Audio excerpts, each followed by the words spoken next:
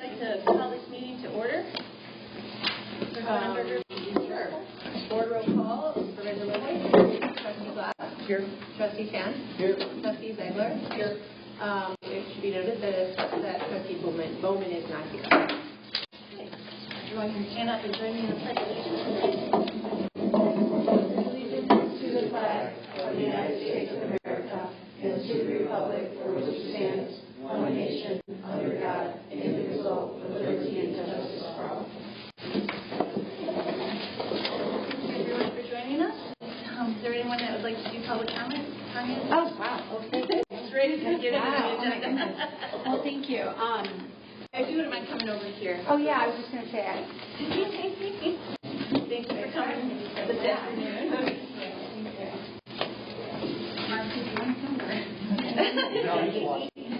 First of all, I wanted to say I appreciate the pledge and the teachers. That was very, very appreciative for the pledge. Yeah. Is that mic on? It is not. It is not.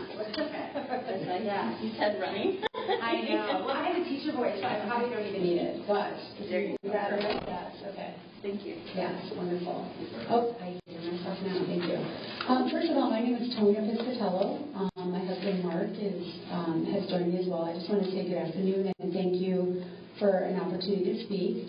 I chose to leave work today because I want to share the impact that the use of portable lighting and generators at the Ela Township Community Park is having on our neighborhood during the fall. This situation has significantly changed the overall feel of our neighborhood in a negative way. What was once a quiet residential area in the fall evenings is now disrupted by bright lighting and sustained noise from multiple generators. The lighting is not minimal or contained. It shines directly into our home, through our windows, affecting our ability to comfortably use our living space. In addition, the noise level from as many as 6 generators running for approximately 3 hours at a time has truly made it difficult to enjoy our outdoor patio or even just maintain a sense of peace inside our home. Our property line in particular and the existing conditions do not adequately shield us from this impact, and as a result, what's happening in the park is directly and consistently affecting our quality of life. I think it's also important to emphasize that no parks in our village are open after dusk, and the signage at this park clearly states the same. The current use of lighting after dusk seems and is inconsistent with the posted rules. And furthermore, the situation appears to be a violation of Deer Park Village light and noise ordinances. We built our home in 2014. In 2017, Ela Township reached out to us when they acquired the property to collaborate and maintain some level of privacy for us, given the athletic plans for the park.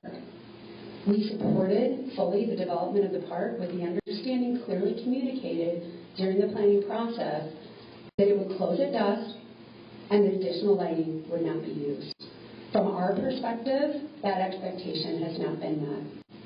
We respectfully ask that Ela Township uphold its own regulations and commitments by discontinuing the use of lighting and related equipment after dusk in accordance with posted park hours and village ordinances. Thank you for your time and consideration.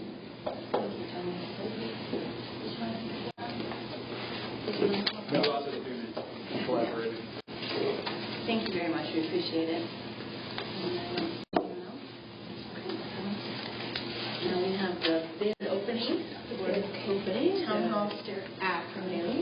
At this time, I will open and publicly read the bids received for the RFP for TWNHL 2026-01 on behalf of Ela Township.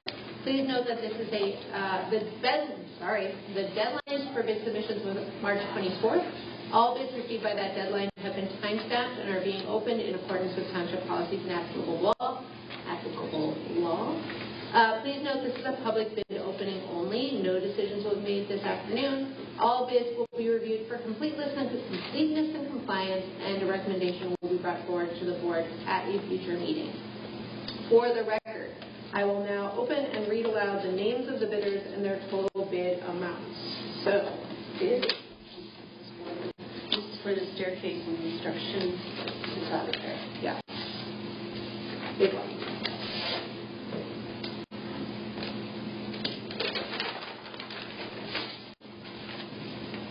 Bid 1 is from William Kanyon and Sons, general contractors, and their bid is $201,415. Bid 2 was submitted electronically. That is from LD Build Group, and their bid is, 1 minute please. Okay, I'm looking.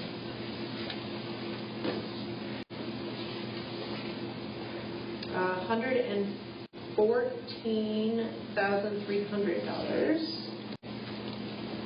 And the third bid, third of 3, is from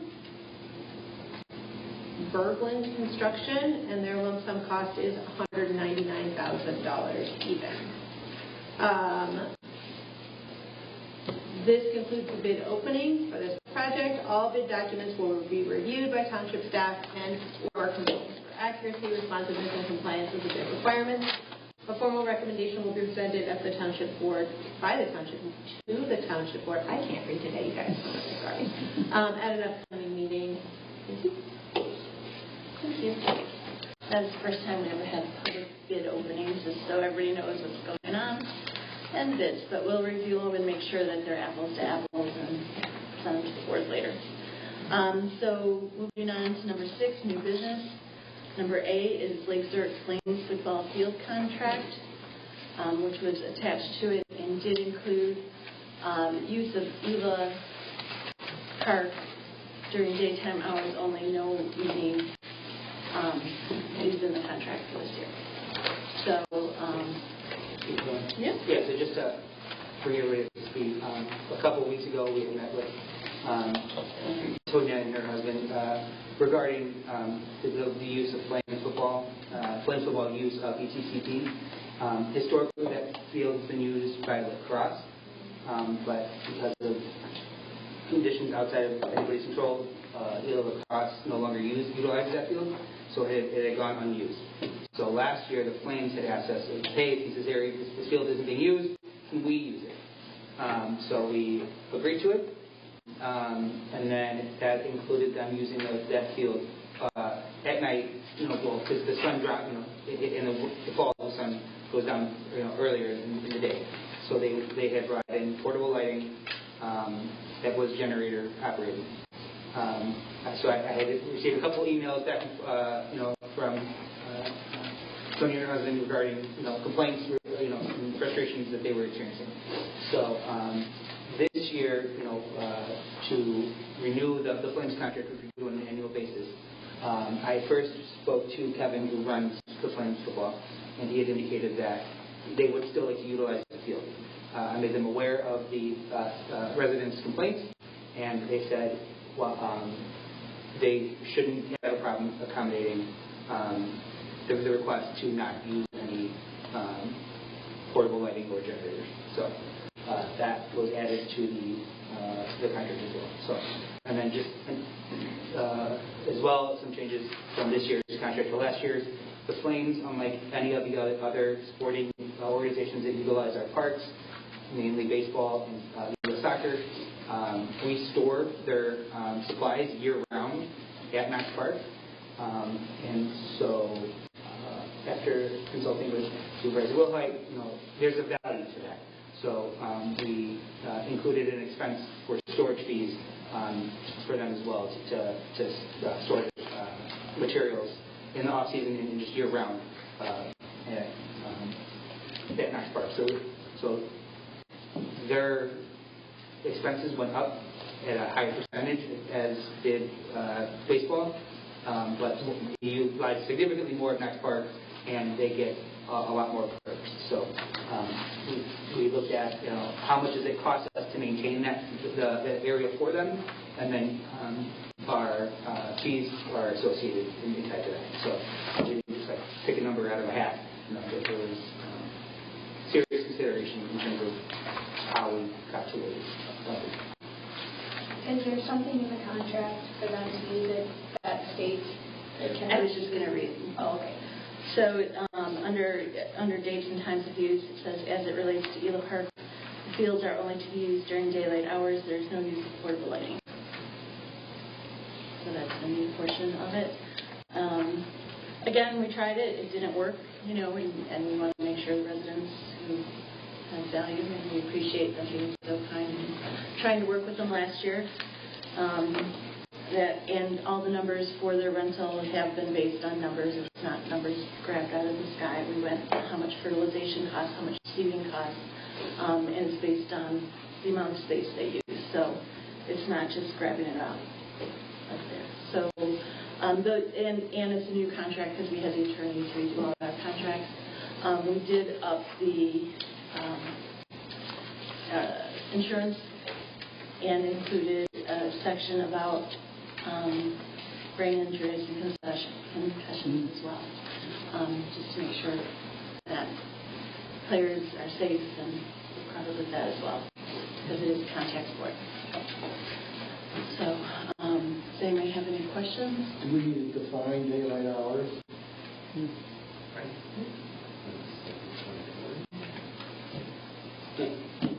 Well, I mean, Making jobs is that 8 p.m.? Is that 7 p.m.? Is that? well, I mean, They could use it, they just can't use any lights. yeah. So I mean, if they want to be out there at 9 o'clock when it's pitch black with no lights, They can't use it. I know, right? Right. So to me, it's like, so, I mean, I think I understand what you're saying, because again, like coaches and they want to extend as much time as they possibly can. Might they have kids out there when it's fairly light out? Maybe. And I would say there's a safety issue with that, and so if sure. you were to define it as like tie it to maybe an official. With the time change. the lights. Yeah, I know. You get can't you look at like a formal official like sundown in Lake Zurich is on this at this time on this date? But that's what they are. Over that time period, the sunset And changes. but they update that every day. Like you can go online and get what time sunset and sunrise are every day. And I'm just wondering if we just put that in and say that's kind of the formal cutoff for them. Just because I would hate to have, if someone is, even if they're not using lights, and they're running around a field and they can't see, and they fall because they step into a hole, like there's a liability issue there, right? I've heard Upper Woods is defined at 8 p.m. It's open to dusk or 8 p.m., whichever is. But by that standard, though, dusk can be. in the dark. They'd be running in the dark. Be running in the Yeah, dark. I mean, Right. So, Well, I think you said whichever comes first, 8 p.m. or dusk, whichever comes first, right? right. Well, this one says during daylight hours. yeah. So I'm. Well, that's the attorney. And no, even if it's not generator lights, and I say this only because I had a son who played playing football. Parents would sit out there with their headlights on. Yeah. The light Yeah. field. There's a big berm there, the headlights wouldn't know. They'd be shining right into the berm, it wouldn't get to the field at all. Maybe you've never had a kid play football in the car before. I'm just saying, the cars in the parking lot, you wouldn't see the lights from the field. They couldn't do it. They could bring in portable lights, though. There's no use of portable lighting. So even if it's not the generator, just no use of one. No use of portable lighting. I mean, you can tie it to the National Weather Service, right? Or like, so if it's 5:30, one day, and it's 5 o'clock, 8 weeks later. At least then you got an official. Yeah, well, we can look into that. I guess. All right, so we'll have that at the board meeting sometime. Next thing on the agenda is IT providers. Sure, yeah. So, as we discussed in previous meetings, we are experiencing issues with our current IT provider in terms of delayed response time, extended tickets, opening flat communication. Like just so, for example, today, they were here working on Bonnie's phone, and the tech went to came downstairs and turned the Wi-Fi off, and I lost Wi-Fi thinking it was my computer, I restarted it. Turns out it was done messing around. No heads up was given, so it's just a general lack of communication. So we've reached out to a couple of different vendors, 3 different vendors listed in the board packet. My recommendation, so Leading IT came to us from the Village of Exert. Michael Dubner at the Village absolutely loves everything that Leading IT does for them. They are a much larger operation than we are, and their fees would reflect that. So based on what I anticipate our needs to be, I would recommend going with Technical Doctor. And they have, Technical Doctor has different service level agreements. Their Platinum agreement calls for unlimited tech support.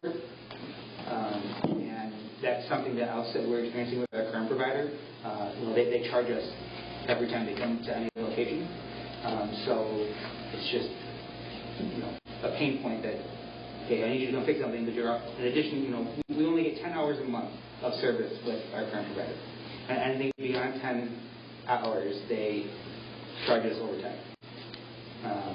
And then in addition to that, they charge us to, if they can't fix it remotely, to come on site to,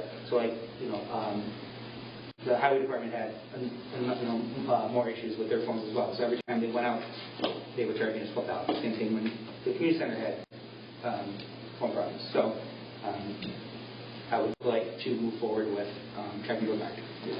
I have a quick question on that, though. I did look at the contracts briefly, and Technical Doctor, it's kind of as it sounds in their name, they were founded looking at medical offices and doctor's offices. Mm-hmm. They didn't see, I don't think, a reference to any kind of governmental organizations that they support. Yeah, so that's a great point. Their government is not their only. They do have government. I can get the list of government clients. We wouldn't be their only one, but it's not their. Specialty. So they're exactly. And I'm not sure it needs to be, but I guess I'd want to maybe make sure that you check in on some of their existing clients for some recommendations or referrals. We use them at my part-time job. Okay. So is any IT company 100%? You're like, go IT, but they respond. They're there. They fix it. It might not be as fast as you want it to be, but I think comparing seeing the service that they have here to what we have at my other job, it's a better. Okay. And they usually have, again, the one person who knows what we're paying for now, serving a staff of 50 computers. It's inadequate. Okay. You get what you pay for. Okay. Are we in a contract with the county? We are not. Any other questions? With the Technical Doctor, is there a day that they dedicate to our township, such as like the you email them with a problem and you don't write hot or urgent, they don't look at that problem until your typical day on Wednesday. Is Technical Doctor, if we email them a problem, are they going to respond to it, before our day of the week per se? Yeah, so I don't know necessarily how that all will play out, but that would be a part of our conversations. When we email them, they try to fix it remotely if they can't fix it. So that's it. I don't know what contract is. Right. Thank you. I'm trying to remember. I saw one of them actually looked like, and I think that this might have been Leading IT. One of them actually did look at our current setup and actually identified some problems. Yeah, so before we had our current provider, Leading IT was also a candidate because of their connection to Exert, and they did the same thing, and everything they did on our first thing was red. That you guys this is not good. So at least we have now some passing grades. Yeah. Yes, but they did do that. Okay, and presumably when Technical Doctor comes in, they will do an overall assessment. Correct. And we can kind of point them to some of the things that Exactly. Okay. Thank you. How's that Technical someone who charges us for the project work?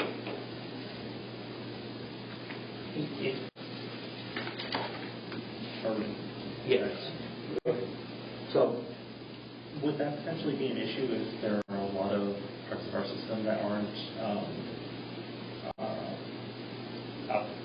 up to snuff? yeah, so because we're a relatively small operation, we don't have many IT-based projects.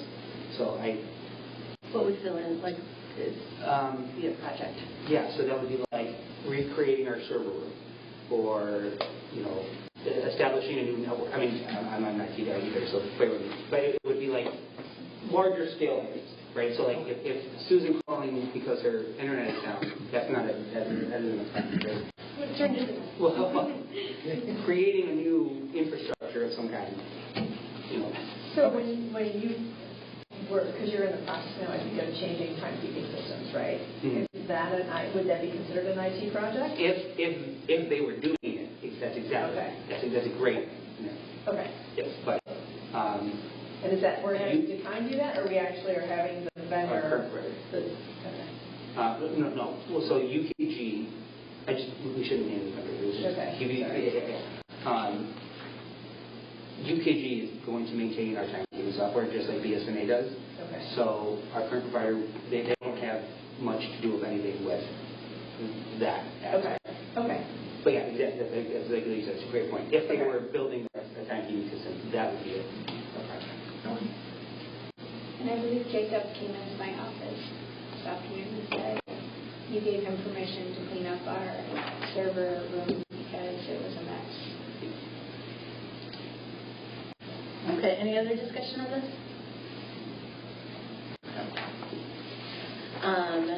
6C is website providers. Our website, in my opinion, is horrible. It's so hard to get around. So there's,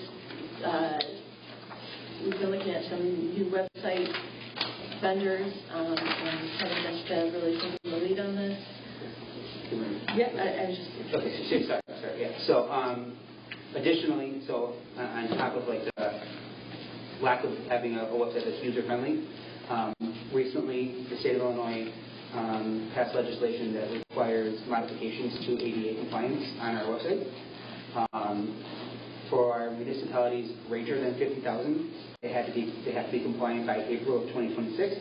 For municipalities less than 50,000, we have to be compliant by April of 2027.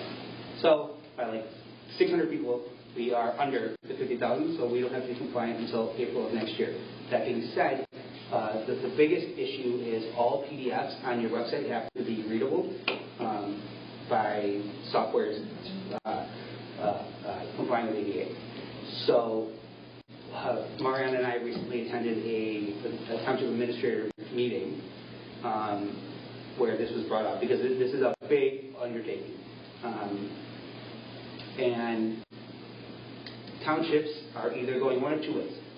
Either they're going to be extreme, where they're stripping their website down to the bare minimums and not having anything on there to be compliant, or townships are beefing up their websites and making them even more extravagant and inclusive, and then taking the extra steps needed to be ADA compliant. So we're right now kind of in the middle, and that's going away because of these new regulations. So based on that, the townships who are beefing up their website are all either already on Civic Plus or migrating to Civic Plus because of the capabilities and the add-ons that Civic Plus offers. And so you can see that's one of the three solutions that we spoke with, and that also is the solution that we're recommending based on kind of where we project and want our website to be. We don't want to have the bare bones, just here's the meeting time and we'll see you there.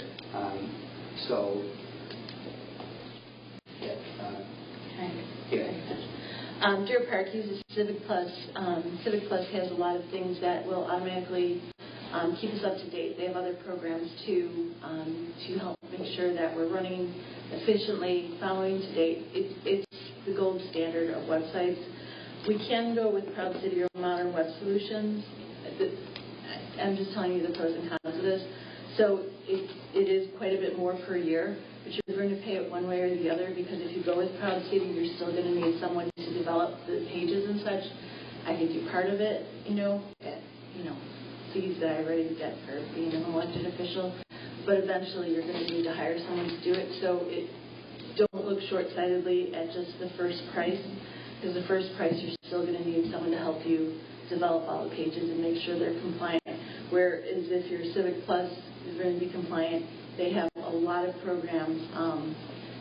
You can actually call and talk to someone instead of just putting in a ticket and them sending you a link to a video, which is customer service based and getting that.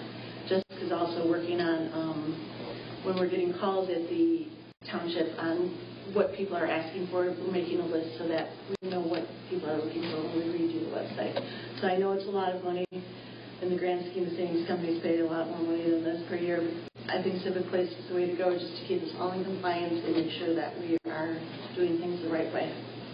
I didn't print them, but how are they for the backup? Are they backing up to servers, just to the cloud? It would be cloud, so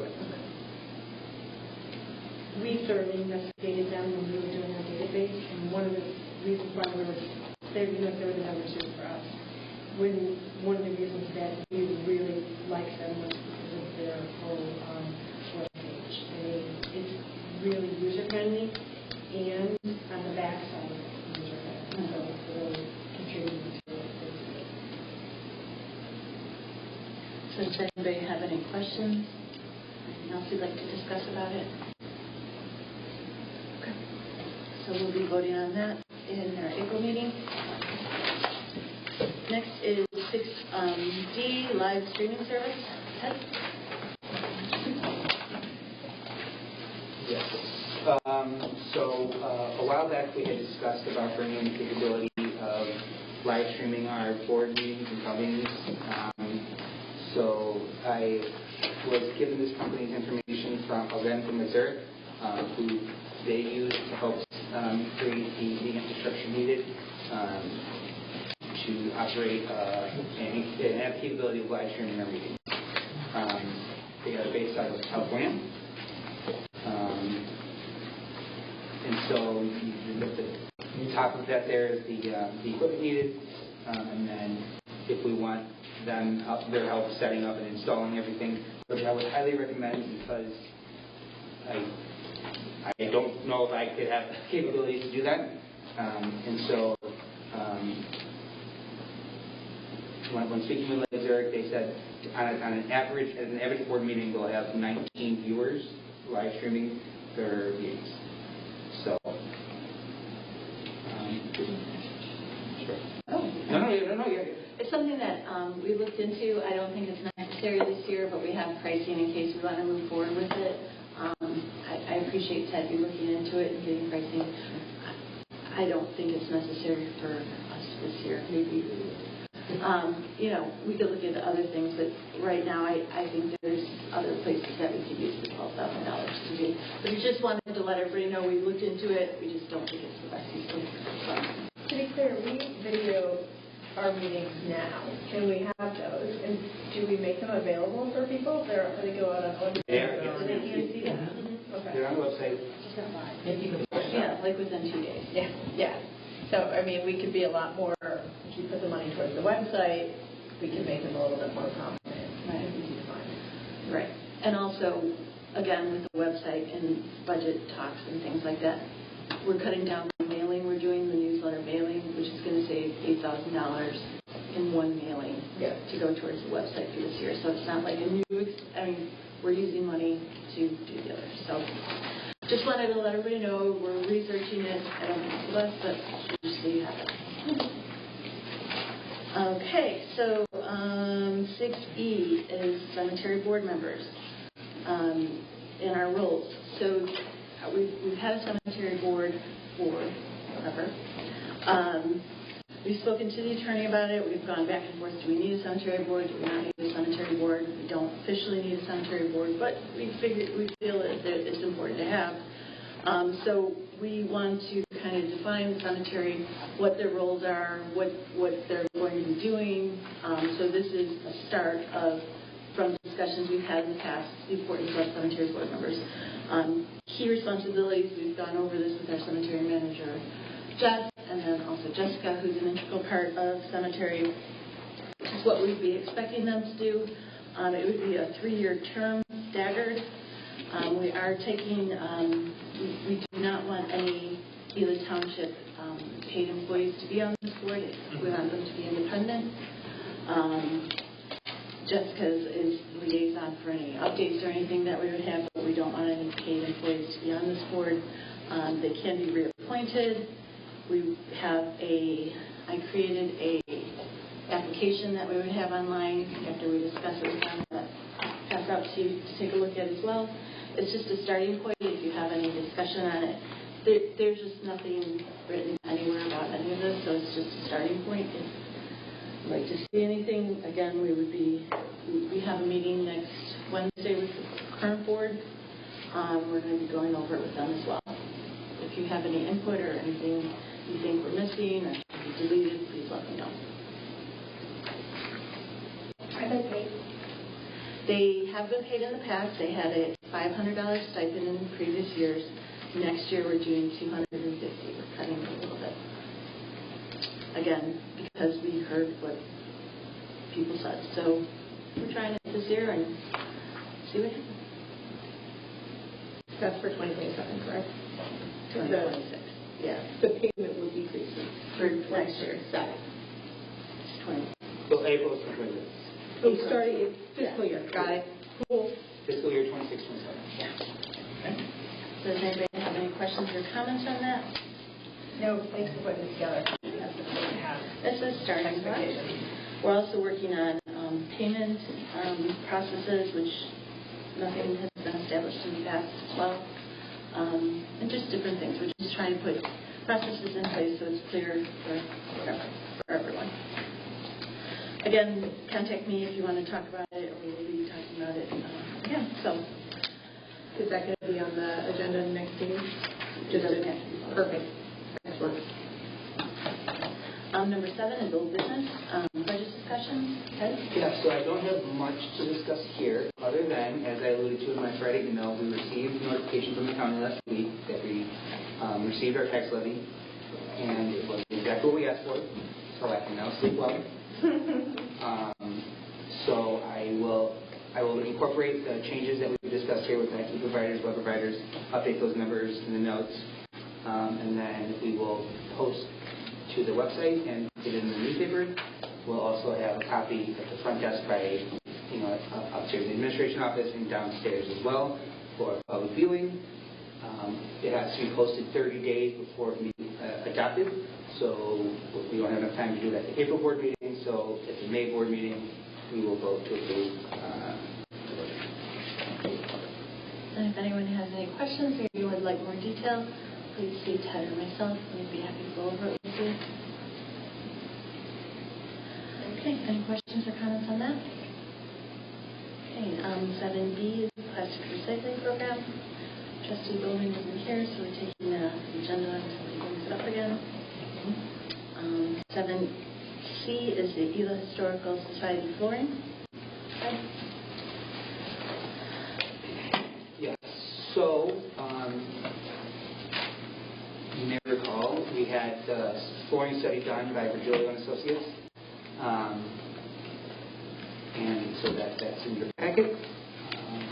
Since that flooring study has been done, Trustee Sands and I, and the Supervisor Lilly, have received the financials from the historical nonprofit that operates the museum, to try to get a better idea of what the next steps should be in terms of that organization's involvement in helping fund this expense.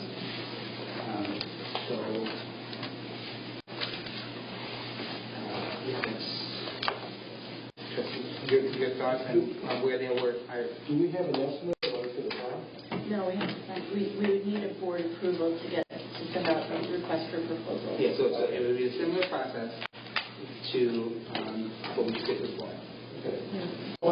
people we all have to address, right? They have $36,000. Right. And if this thing comes in at, I don't know what it's going to come out, but there should be, Probably more than 36,000. Significant more. all right, and there should be some cost, I guess, cost sharing at a minimum. So that's the thing you put in the back of your head as to, historically, we paid 100%. And we provide the building, the whole bit, maintenance, everything. So I think we've asked them, right, as to what this money, if they had anything earmarked for it, if they've not responded to us. Correct. Okay. So for me, I look at it, if that's the case, it's unrestricted money to be used for their operations. To the board needs to decide. Are there requirements for us to make these changes? Like, are we legally obligated to make the changes, or people, it's unsafe for people to go in, or we want to make these changes because they want to... The flooring is not to code. Okay. So if anything would happen, we know about it. And we would be liable. Well, we have insurance to make sure the building. Is there a number at which the board is just, so we don't have estimates, right? Yes. Is there a number at which you guys are just going to say, hey, then not feasible?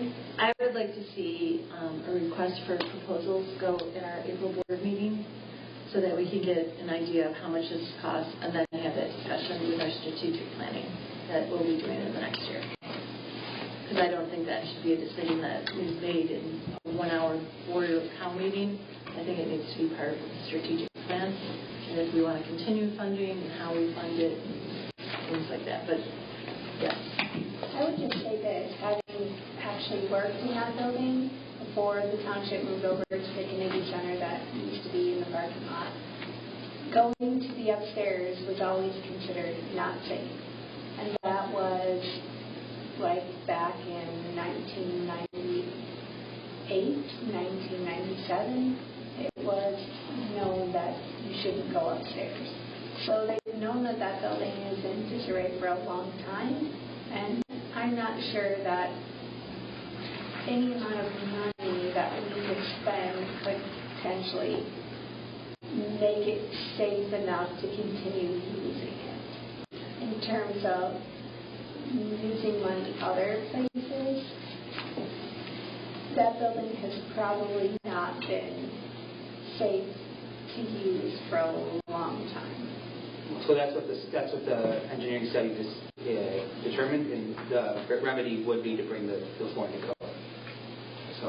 And is that only for, it's for both floors, right? First and second? Correct. So, I mean, the option could be that we decide It's too much. cost-wise it's too much, and maybe we would jointly agree to fix the first floor and then close the second floor? Like, is that an option? There's always option. Will it be used the second floor? Yeah, There's this way upstairs. Oh yeah. Oh yeah. So I think these are all great questions. I think our next step is to get requests for bids and to see how much this would cost, and then we talk about it and see what we want to move on with it. And so we have the building, but the deed states that if we no longer want to have it, it's not something we sell. It goes back to the family that deeded it to the township. So there's no, we wouldn't get any profit out of it. It would go back to the family. Just so everybody's aware, it's not, we own it right now because we serve the public with it, but that is what would happen if we decided not to. Which family is it? Yeah, the deeds upstairs. Show it to you. I can't remember. And it's a nonprofit, right, that's currently operating it. So if they truly wanted to keep it moving and it was an astronomical cost, they could do some fundraising to keep it. Yeah, right. How they feel is they're doing a service for the township. They used to be funded by the township years and years, like probably back in the 90s. The township used to give them money every year to run, the historic. I mean, it's a great, for people who go in there are really impressed. They do a great job. All the volunteers there, they do a fantastic job. But is it the best use of taxpayer money? So it's just something we have to obey. I'm just kind of keeping everybody there. Well, I'd like to, at the April board meeting, just not voting here or anything, but just kind of saying we're going to be voting on getting requests for proposals, RFPs, so we can kind of get an idea of how much this would cost. And what, yeah, so we could have an intelligent, factual-based, not on what Back in the 90s, the Historical Society operated out of the second floor, and the township operated out of the first floor. So they had all their displays, and it was kind of dark and scary. The teen room on the wall. Yeah. All right. Well, thank you. So we'll be look forward to that on your April board meeting. Number 7D is the CLC JAWA project update. There are no really updates.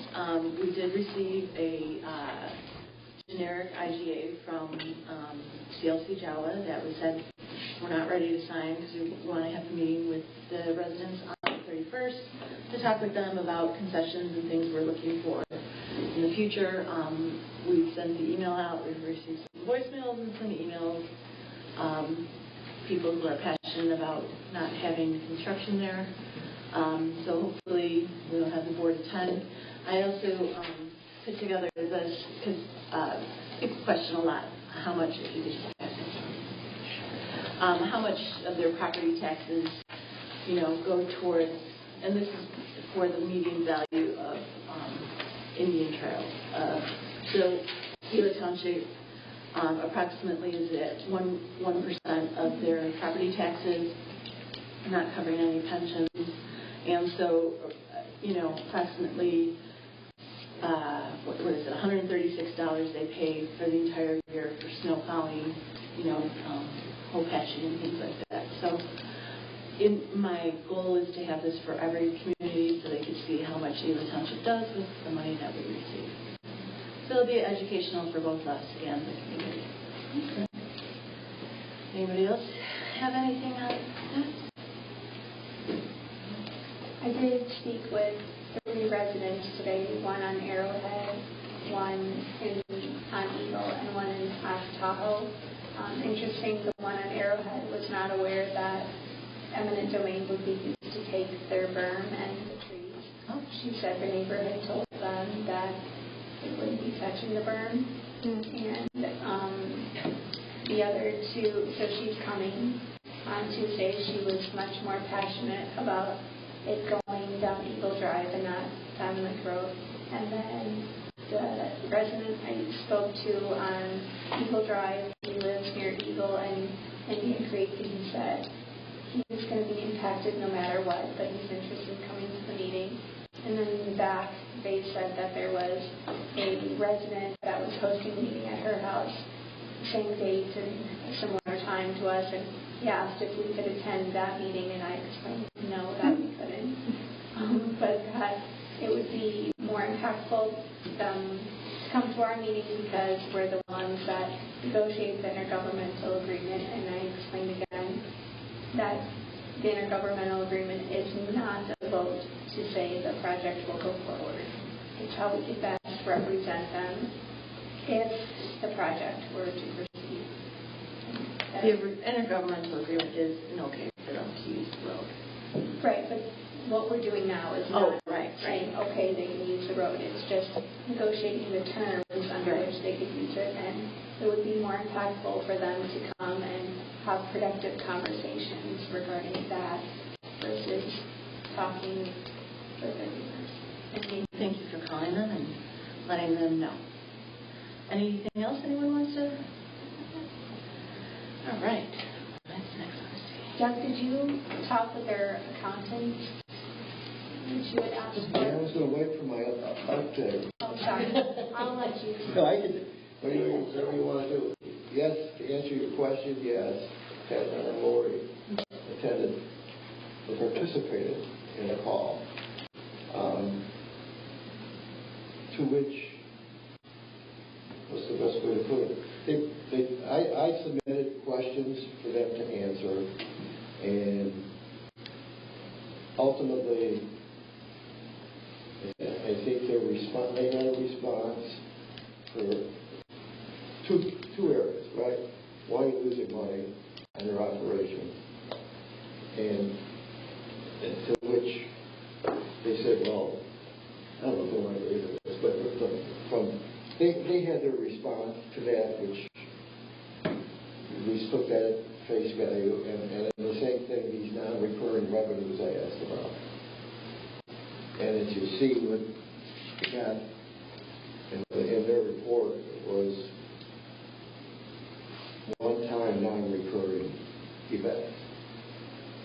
As we got to what the composition is, those one-time non-recurring events are going to go to 2049. So they're recurring events. And they're going to continue. And they're annual, continue, right? Yes. So when you say one-time non-recurring, Not accurate. no, wasn't that. So, but that, at least on the surface, that's what it appears to be. And subsequent to that, Can I jump in real quick? yes, please. So then the Bill Susi from CLC Jawa asked Doug to speak at the next board meeting on the findings that were expressed to us. I sent an email back saying that we heard it, but it's not our onus to talk about their financials. If they'd like to be put on the agenda for April 11th to let us know, and we'd be happy to let them speak for a while to explain it, because it's not Doug's responsibility to that. We just want to make sure that there's money so that if something would happen to any of these households, and they went down Arrowhead or they went down Eagle Drive, that they would be repaid if there was anything that happened to their pumps. So we want to make sure they're viable. And do you find that they are then? Yes. You ultimately have to look at this and say the communities that are in this organization are the ones that have to take care of it. Right? So that financial onus is going to be on those communities if it comes to that. So if they were running short, could they go back and say, you know what? Villages, we need more money. You need to ante up. Could that be a way they go down the path? So their stability, their financial stability is really based on the 13 different communities that they are getting the one-time, or the annual recurring revenue from. Right. So, I mean, because if you look at it, right, we saw their charges for services are less than the cost to provide. And that's continuum. And from the standpoint of where their rates are, they're raising their water rates, but their consumption is not, I don't think, and I don't want to speak to it, but their consumption is not enough to cover the cost. So who covers that shortfall? all the other villages that are getting water. Yeah, ultimately, I think it would come down to that thing.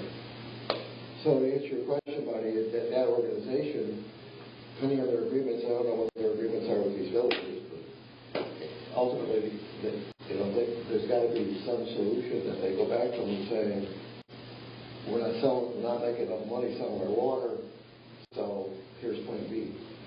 So they're paying for the water, and then they also pay for like a membership into the CLC Jawa. So the residents are paying for both of it. And I think what it worked out with Lake Zurich is $20 million over 30 years, which is $733,333. They're paying CW, the Jawa people.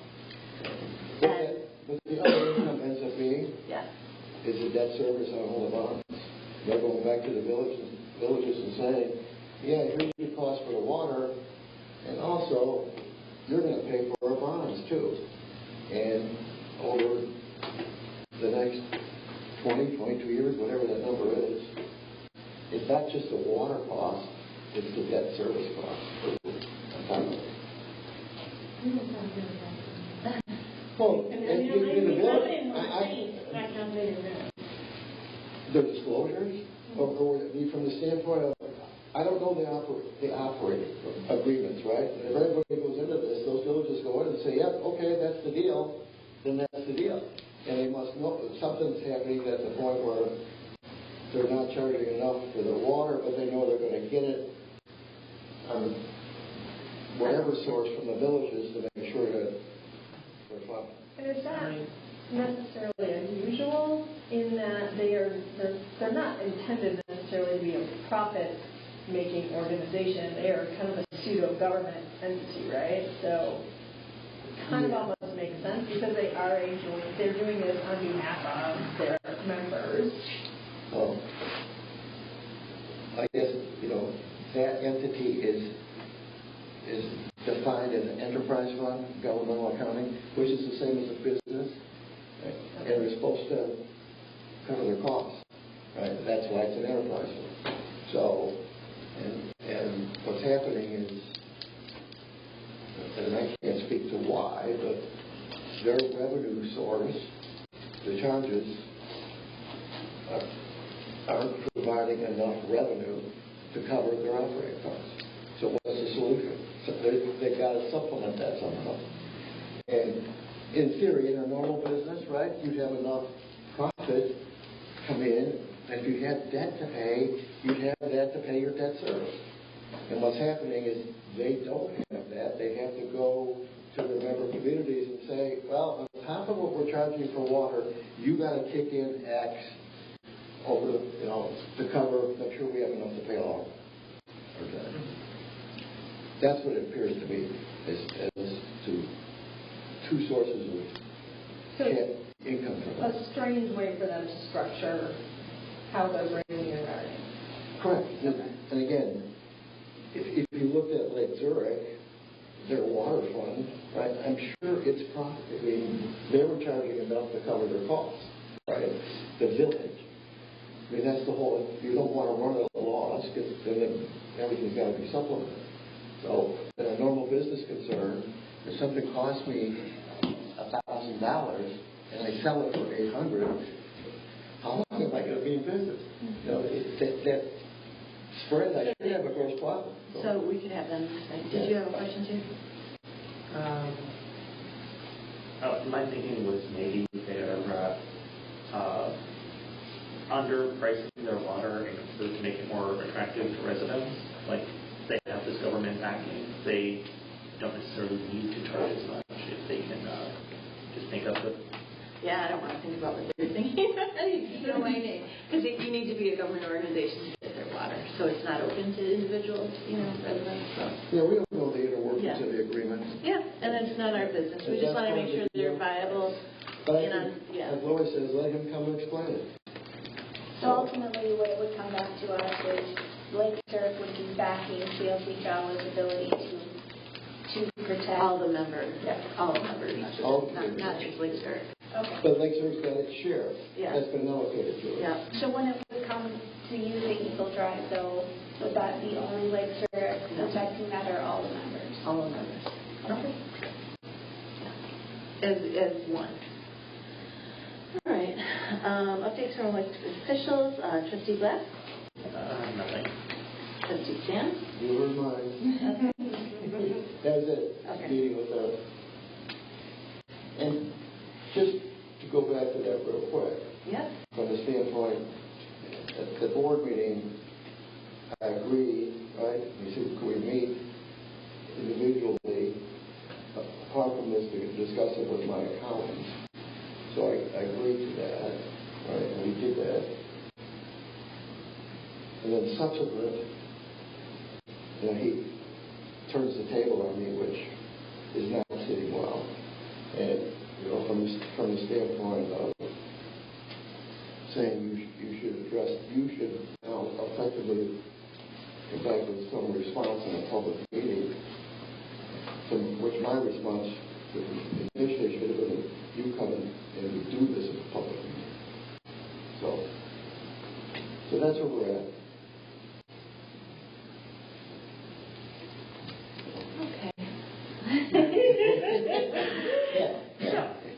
Trustee Sedgwick?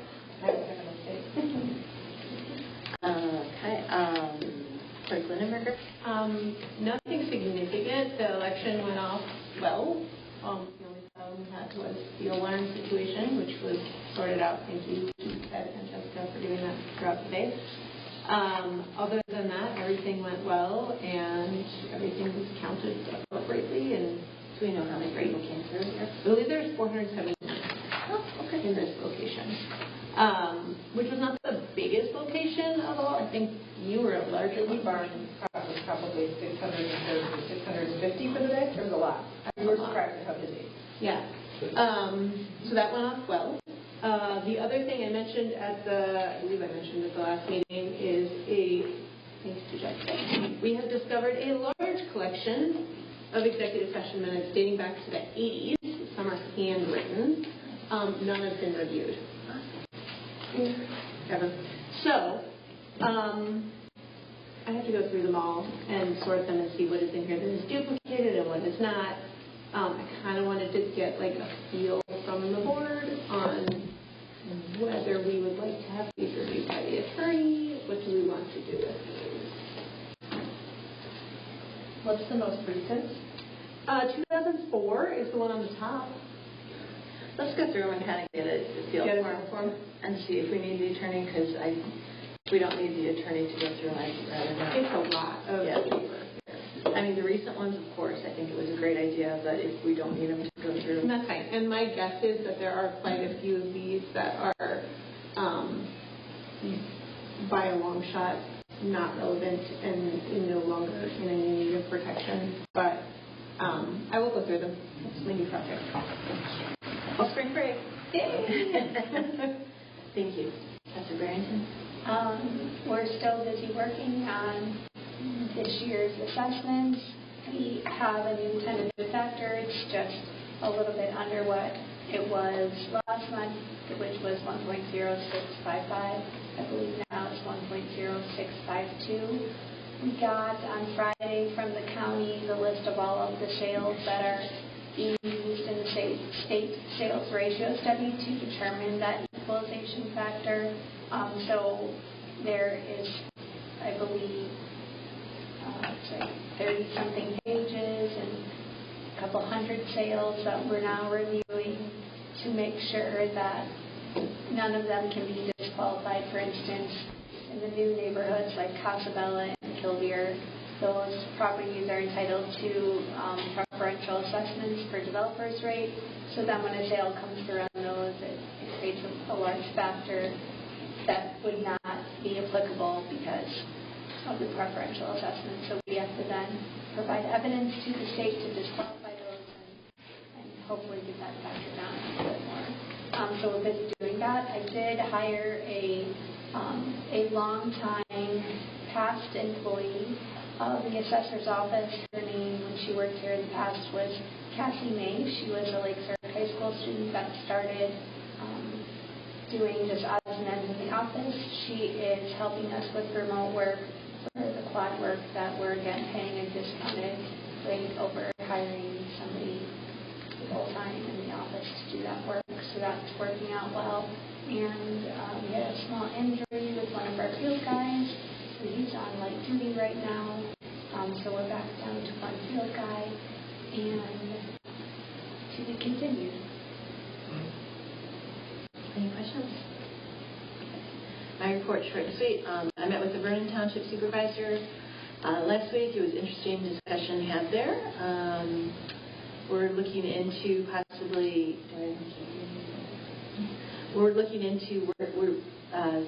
Senator Hill sent us information about possibly doing a remote DMV renewal station here in October with her, so we're looking into doing that.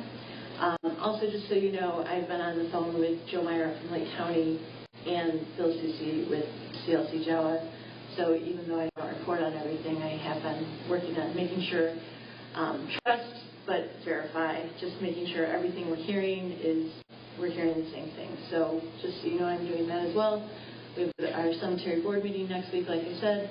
I also attended the Lake County 2050 transportation plan. And Deer Park had mentioned that they want bike lanes on Cuba Road. I kept on mentioning that. I'm going to email them. They have a map on their 2050 plan. And the more people that tap the section that they want is the places they're going to be working on. So we have to get people, and I'll have more information on that, to tap there. So that, I'll be sending that out. But it's just, and there is no plans through 2050 to expand Diamond Lake Road. There isn't anything 25 years. And we have verified with Lake County that they have told, it's accurate when CLC Jawa says you cannot go down the center Yes, of Diamond Lake Road. they cannot go under the street. Okay. And And for the township road, they can go under the street, but for Lake County, they cannot. But they can use, they wouldn't have to use any, Private easements, right away. the easements, right? Right away. They would can not use the have roadway. to? They can use the easements, so they'd be putting the pipes on the side of the road. But they don't want to do that because then if the road decides to be expanded, they're going to have to move all the pipes. So that is still Lake County's position, that if we say no to using township road, it will likely require an easement on private property. No. What am I missing? Go ahead, Ted. So, just like down Eagle, Diamond Lake Road has a public easement that CLC Jawa could go. But they're choosing, but they would rather not use those easements because if there's a Diamond Lake Road expansion, that would require them to cut service to Lake Zurich. And so it would be their preference to go beyond the public easement where Diamond Lake Road would never touch. So that way they can just put one down once and be done. So you kind of not fully explained to us appropriately. Like, that's not what I walked away from. I walked away that this was a county decision that was going to require them to get easements from private property. And that's Correct. not actually accurate. Correct. We just can't control. If we say no to Elam Road, then Jawa and Lake County will do whatever the heck they want to do. Yes, correct. And what we're hearing is that Jawa is choosing to say, we're not going to go down the side of the road, we're going to go on easements. That's the approach they're saying they're going to take. Right, because they don't want to dig twice and redo the pipeline. And to your point about the pipelines are being replaced every 30 years and there's no real plan to dig up pipes. Right. Correct. So how do we, okay. Did you find out from our attorney that if we say no, that they couldn't force us to? We didn't have him investigate it because we were getting high on these law bills. Yeah. But that's what Keller said at the last meeting, that they could just do it. That's what our attorney said. Ross said the same thing in our meeting. Ross said that the county could override our. That's not what he said in the email earlier. So basically, is it kind of like we're the little fish in a big pond where they could still say, yes, thanks for trying to cooperate, but we don't need you, we're using your roads anyway? He said a different message in an email, but he did say that at our last meeting. He did say it in the meeting. He did say it in the meeting. I assume that Ray was essentially saying the pipeline is going to go through, that he was not saying that they would mandate through the subdivision, that if we said, I just assumed that he meant if we say no to it, it's still going to come down, it's just probably going to go down Diamond Lake Road. We don't know. I mean, we don't know. We can't, we don't know. Okay. It's just guesses, essentially. Exactly. Which is frustrating for us because I feel like we don't have the full story and they're not showing their hand on what they're going to do on Diamond Lake Road. So they're really just trying to force us to say, yes, you can do it because we are. Because they don't know what Lake County's going to say. Because I asked the person at Lake County, well, what side of the road would you have to use? He's like, well, that would have to be on our surveys like they do. So there is no definitive answer. Lake County. There's not a decision on east or west, but there is a decision that CLC Jawa is making, which is to say we're not going to do it down. They're not going to do it down the easement. Yeah, so we're going to take more land. Right, so that they wouldn't have to. I also feel like it's most economical for them to use Eagle Drive because Diamond Lake is a lot more high-traveled road, so it would require more staffing for them to do the construction, more crews and things like that, so they're also trying to push, I would assume, trying to push the cheapest route, which is down Eagle Drive. And us cooperating would make the most sense for them. thinking that? I wouldn't consider it, I mean, it probably is the most cost effective, but their role is not to keep it low for the taxpayers, because the village is not paying for it, it's the residents who are paying for this. Right.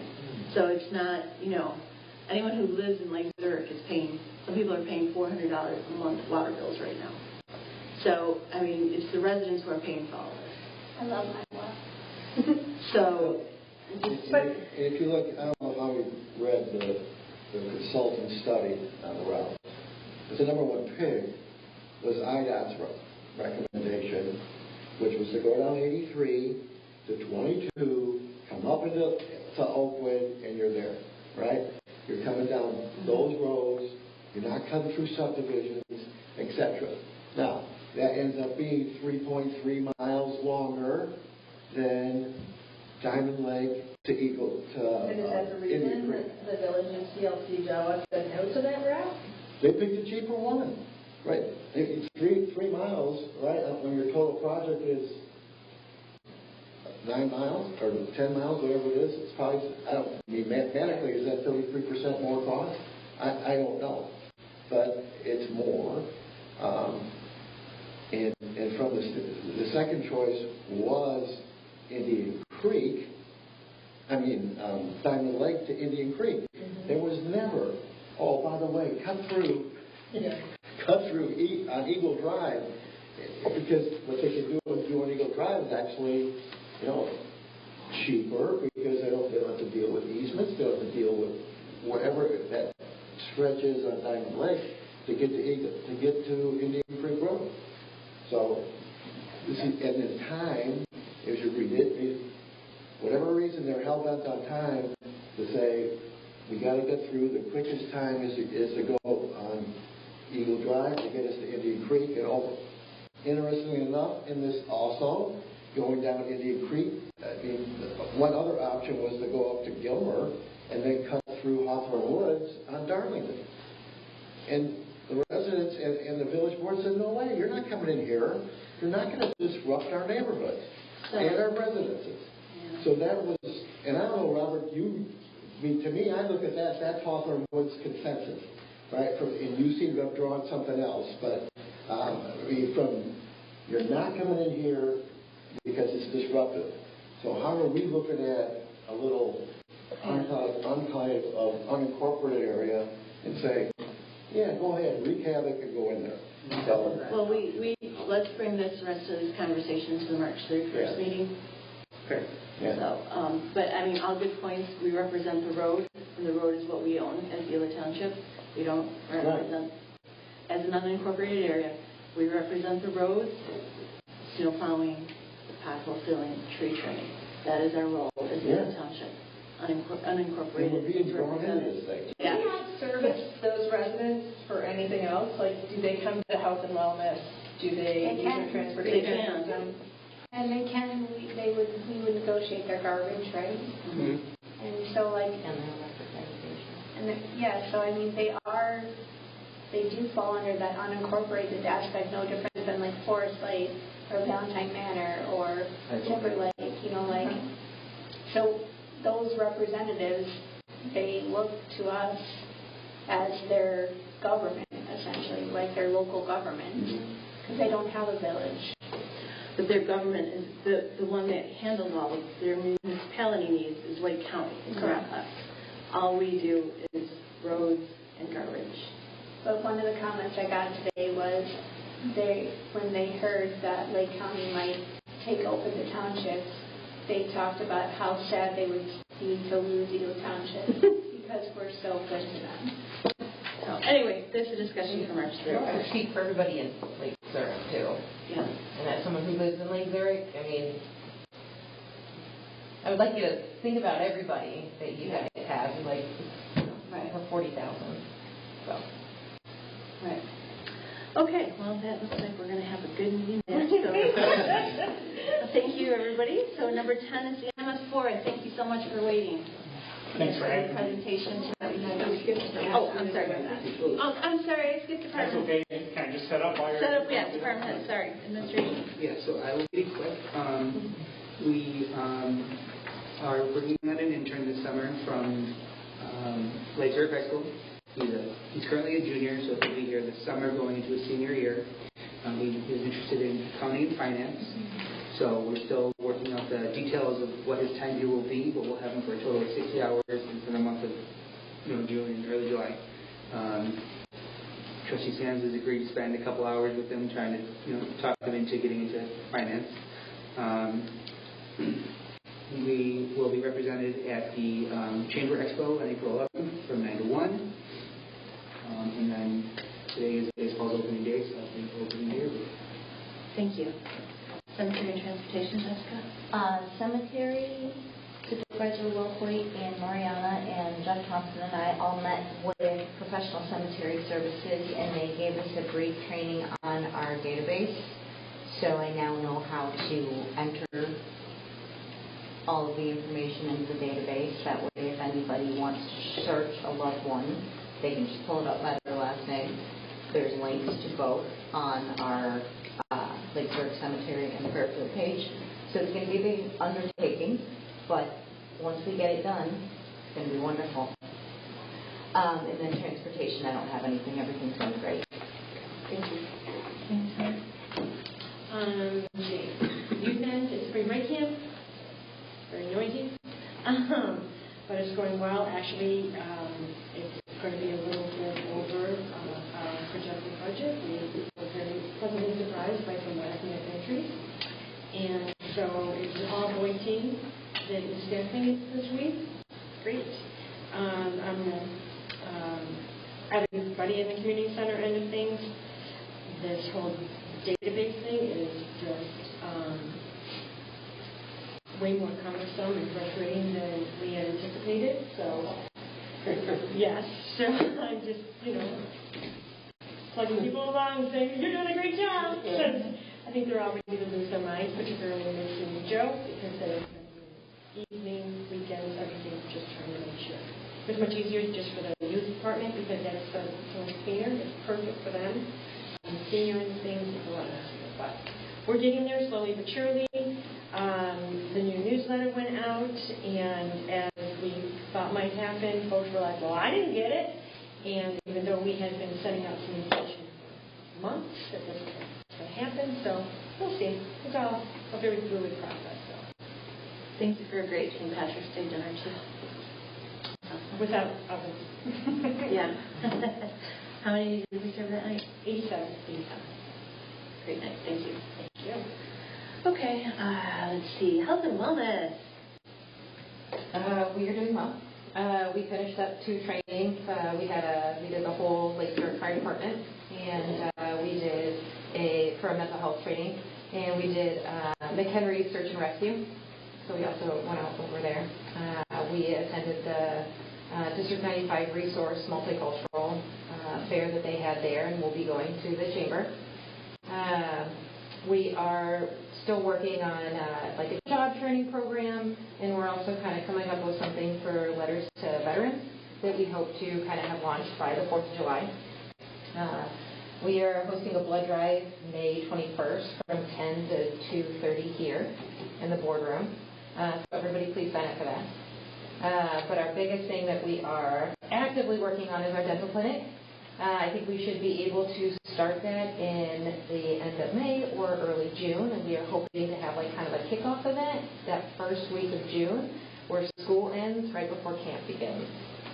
So we are going to be workshopping that. Go ahead. Thank you. All right. Again, Highway and Parks. Guess what, everybody? We were notified March 19th that our truck 2 is finally built and ready to be picked up. We got that in 2022, right? 3.5 years exactly. Oh, my God.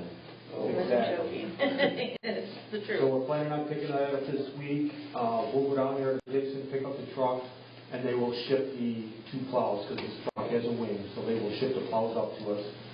Once we get it, we take it to SAE for the decals and the radio.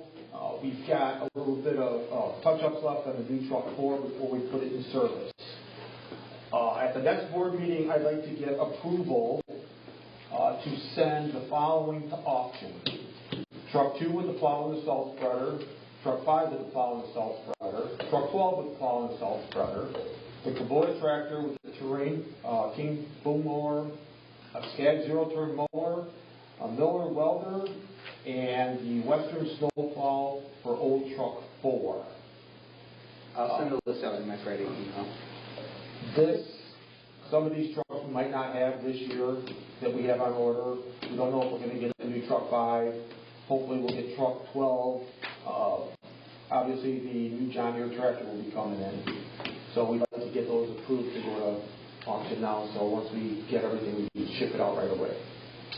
All the picnic tables around the pavilion have been painted and refurbished. Oh, I'm sorry. You were saying about sending truck 2 off to auction? No? Truck 2 is our old truck 2. Oh, the old truck 2. The old truck 2, yes. Okay, so the new one is going.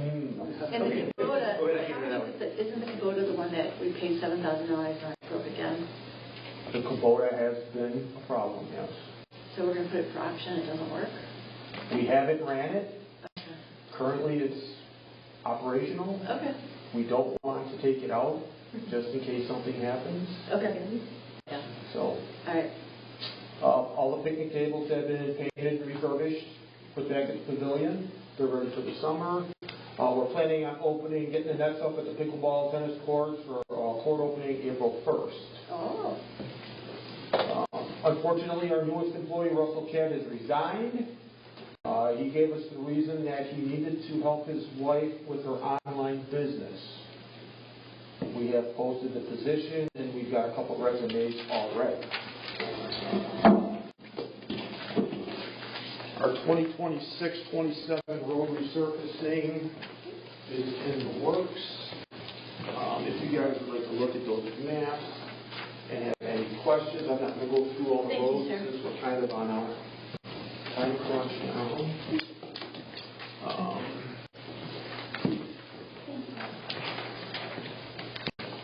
What I can tell you is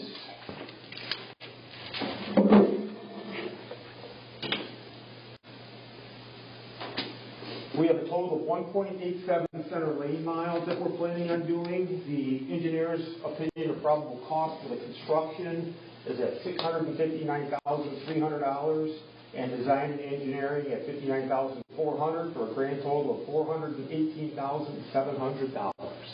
Wait, you said the first time was $659,000. $659,300. And then the second was $59,000. So how could the total? So it'll be 418. What was the total? $659,300 plus $59,400. Yeah. Is what? I had $718,000. Oh, you said 400. Yeah. Okay. Oh, did I? Yeah. Oh, I'm sorry. $718,700. Like that's not matching for me. That's all I got. Okay, just took one more add-on quickly to that. Historically, when we went out for bid for this, the Village of Long Grove and Deer Park, right? That was the other entity.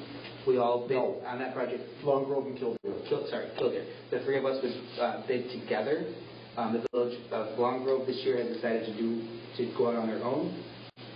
Long Grove is going on their own because they're using MFT money and they're starting sooner. Great. Kildare has decided to do the road program. They're looking into it to see if we're going to go out to joint bid together. Yeah, but either way, we're not expecting too drastic of a cost differential with having that third party with us or not. So. But we will have Kildare going out with us? That's the question. Possibly. Potentially. Possibly. Yeah. Okay. Thanks, Mike. Anything else? No, that's it. Anyone have questions for Mike? Thank you for your report.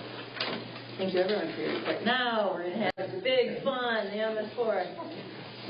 My name is Dave Holdoff. I'm with Walt Hamilton Associates. Thank you for having me today. I'm here to talk about the MS4 program. Ewa Township has to satisfy IEPA requirements for the municipal separate storm sewer system, which is the MS4 public involvement requirement. The township is considered an MS4 community, and this marks the 23rd year of the program. Our company inspects the streams, outfalls, and detention basins for pollutants and reports any problems to the township. Our inspection follows the National Pollutant Discharge Elimination System, the NPDES guidelines for pollution detection. We prepare an annual report on behalf of the township, and we forward that to the IEPA on June 1st each year. We identify things such as soap and oil spills, sediment discharges, excessive algae, inlet and outlet blockages, and stream bank erosion. The NPDES program is designed to prevent pollution and remediate pollution and provide good housekeeping measures for municipal operations. Our inspection focuses on illicit discharges.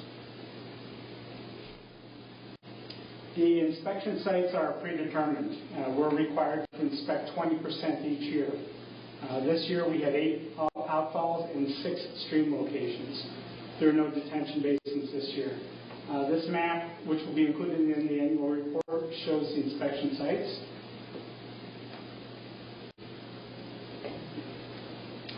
There are a number of physical parameters we look for. All of them are water related, where we inspect the clarity and odor of the water, plus excessive algae growth. Turbid water and water with odd color or odor can be an indicator of unauthorized discharges. Excessive algae can be an indicator of phosphate or other nutrient problems. And we do train a team of interns to identify all parameters. And if sites do have potential pollution problems, our staff makes a follow-up visit within 24 hours to investigate further. If we can, we follow the discharge to the source, and we may also collect the water sample for later testing. We also look at pipe inlet and outlets. We identify any potential structural problems that could lead to water quality issues. Erosion around dislocated end sections is probably the most common issue we see. This year, 2025, there are no illicit discharges noted. Our next round of inspections will be this summer. The permits, there's been updates to the ILL permits. MS4 permits were reissued in 2025 and they expire in 2030. Significant changes were made to the permit. Now, inspections must take place on all township-owned properties containing outfalls, storm sewers, or parking areas. Green infrastructure, and some of these things the township already does. Green infrastructure must be considered in the township stormwater program. Public notices on construction site projects are required to be submitted to the IEPA electronically and posted on the construction site. And online disclosure, the township must post their construction notice of intent, the NOI, and the stormwater management plans and annual reports. We do the posting for the township on our website for public viewing. And this is the last slide. The new properties requiring inspection have been determined. It's a little hard to see, but there are 5 sites in red outlined there. Guidelines say that 4 inspections are required for the first year of each site and 2 inspections each year thereafter. GHA feels that this can be excessive on many sites. We're in discussion right now with the agency to try to have that reduced. So that completes the inspection, the presentation. Does anybody have any questions? I do. Is there a way we could request a certain area to be tested? Sure, it would fall outside of the MS4 program. It wouldn't be required, but we do the 20%. We have all the different locations already. It's predetermined. We do 20% every year. If you're interested in having additional sampling, you can get in touch with us. Is there a way that stormwater discharge could be tested for fertilizer? Absolutely. You can take samples and bring them right. There's a number of sampling labs in the area. I wrote that down too. We have an area. An area. Are you noticing a lot of algae growth or that's what we're told. Yes. We'll talk. Nutrients are one of the hardest things to follow. It can accumulate for miles around, and you got other things like geese that contribute to water quality problems and a whole number of things. Sometimes even the soil itself. Some wetlands have a lot of mucky soil, and those can release nutrients over time. a hard thing to pinpoint sometimes, but discharges, if you can trace it, you can see that it's coming from industry pipe, for example. Those things can sometimes be traced back to the source. Thank you. Thank you. Thank you very much. Thanks for waiting. All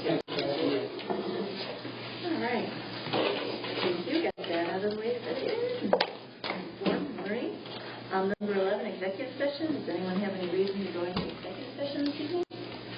All right. So our next CAL meeting is April 29th at 4 p.m. I'd like to make a motion to adjourn, please. Motion. Second. Okay. All in favor? Aye. All right. Meeting adjourned to 5:30. Thank you. Thank you, everybody. Thanks for being here.